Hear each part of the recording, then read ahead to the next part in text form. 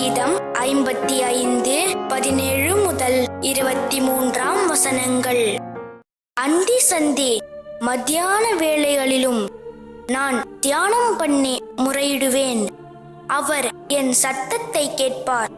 திரளான கூட்டமாய் கூடி என்னோடு எதிர்த்தார்கள்.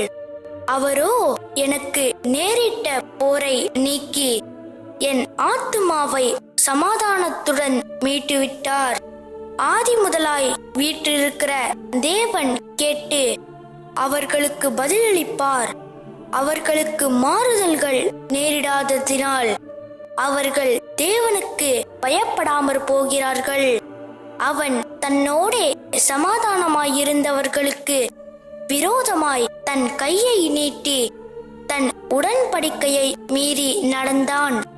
அவன் வாயின் சொற்கள் வெண்ணெயை போல மெதுவானவைகள், அவன் இருதயமோ யுத்தம்.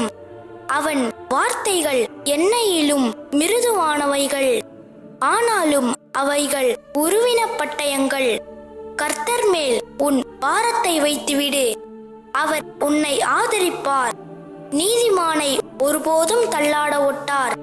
தேவனே, நீர் அவர்களை அழிவின் குழியில் இறங்க பண்ணுவீர்.